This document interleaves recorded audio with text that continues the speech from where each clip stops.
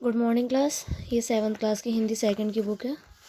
तो हम लोग का इसमें 4th चैप्टर स्टार्ट किया था हम लोगों ने सैटरडे को।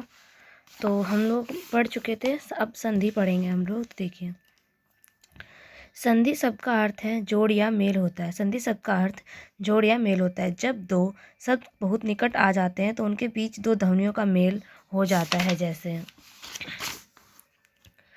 जैसे विद्या, विद्या प्लस आल्य तो विद्यालय, ठीक है। नर प्लस ईस नरेश, सप्त प्लस ऋषि सप्तऋषि, यदि प्लस अपि यद्यपि। ये होते हैं आपके संधि होते हैं। ये आपके जब दो शब्दों को एक साथ मिलाकर बनाया जाता है तो ये आपकी संधि होते हैं, ठीक है। अब इसके आगे आता है आपका संधि विच्छेद। संधि हुए शब्दों को अलग करना संधि विच्छेद कहलाता है। मतलब दो शब्दों को जोड़ना संधि कहलाता है, लेकिन उन दोनों शब्दों को अलग करना संधि विच्छेद कहलाता है। तो देखिए, गणेश, तो गणेश का अगर हम संधि विच्छेद करेंगे तो कैसे होगा?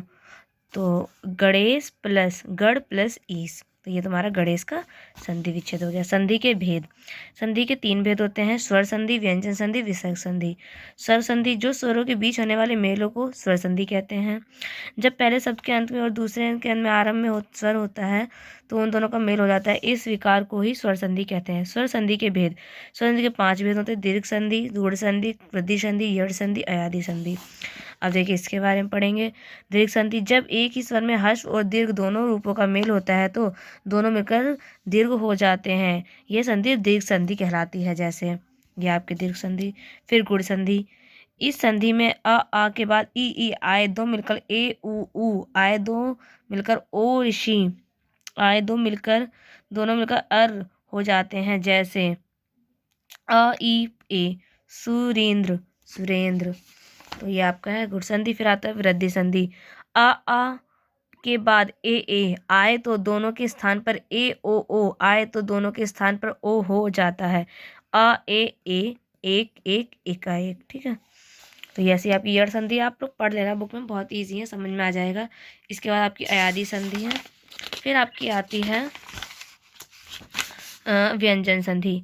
व्यंजन के बाद स्वर या व्यंजन आने पर जो विकार होता है उसे व्यंजन संधि कहते हैं। जैसे जगत प्लस ईस जगदीश, दिक प्लस गज दिग्गज, तो ऐसे आपकी दीर्घ व्यंजन संधि है। फिर आती है विसर्ग संधि। विसर्ग के बाद स्वर या व्यंजन आने पर जो विकार होता है उसे विसर्ग संधि कहते हैं। तो आपकी विसर्ग संधि है, देख लेना। अब आपके आते हैं समास। समास किसे कहते हैं? दो या दो से अधिक पदों को पास पास लाकर एक सार्थक शब्द बनाने को समास कहते हैं। राजा का पुत्र राजपुत्र, माता और पिता माता पिता, मतलब दो दूर दूर शब्दों को एक शब्द बनाने को ही हम लोग समास कहते हैं। समास विग्रह, समास युक्त शब्द के जुड़े हुए शब्दों को अलग करने की क्रिया को समास विग्रह कहते हैं। जैसे समास युक्त शब्द समास विग्रह, तो यथाशक्ति यथाशक्ति के अनुसार, शरणागत शरण के आया हुआ, त्रिलोक 3 लोगों का महा, तो ये आपका समास विग्रह है और ये समास है।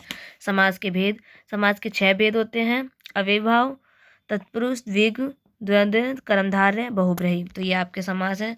अब देखिए अव्ययी भाव समास किसे कहते हैं? जिस समास का पहला पद अव्यव होता है और पूरा समस्त पद अवयव की तरह कार्य करता है उसे अव्यय शब्द कहते हैं। जैसे भरपेट पेट भरकर, आमरण मरण तक। तत्पुरुष समास, जिस समास का उत्तर पद प्रधान होता है और पूर्व पद विशेषण का कार्य करता है उसे तत्पुरुष समास कहते हैं।